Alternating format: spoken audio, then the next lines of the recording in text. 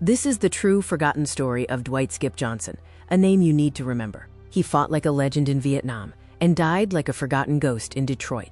What if you saved an entire army and came home to nothing? Stay with me, because by the end of this, you will never forget his name. Let's begin by introducing Dwight Hal Johnson, known to his friends as Skip. Born in Detroit in 1947, Skip wasn't rich or famous.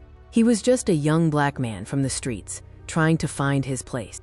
Like thousands of young Americans in the 1960s, Skip was drafted into the Vietnam War and trained as a tank driver. He was sent thousands of miles away to fight for a country that didn't always treat him as an equal. But Skip showed up. He served. He fought. The day that changed everything for Skip was January 13th, 1968. He was less than 2 weeks from going home. His homecoming was delayed when he was transferred. 2 days later, his unit rolled into a nightmare near Dak 2, a massive North Vietnamese ambush. Explosions were everywhere, and then Skip's tank broke down. Any normal soldier would have hidden, but Skip climbed out of that broken tank with nothing but a pistol and walked straight into the fight, 3 separate times. He charged enemy positions alone, pulled wounded soldiers from burning tanks, and by the time the smoke cleared, he had killed up to 20 enemy soldiers, saving his entire platoon from certain death. His unbreakable will earned him the highest military honor America can bestow, the Medal of Honor.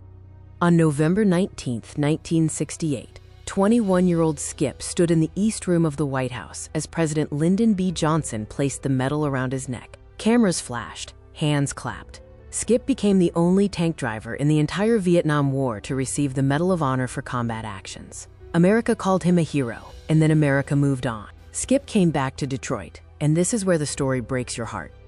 There was no support system waiting for him, no counseling, no job placement, no mental health care. What he brought home was trauma, what we now call PTSD. Skip struggled to find stable work. The country that gave him the highest honor offered him almost nothing else. His nightmares didn't stop.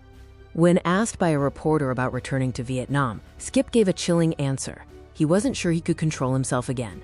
That was a man crying out for help, and nobody listened. The story ends tragically, a stark reminder of the cost of war extending far beyond the battlefield. On April 30th, 1971, the man who survived an entire North Vietnamese battalion was shot and killed in a store in Detroit. He was just 23 years old.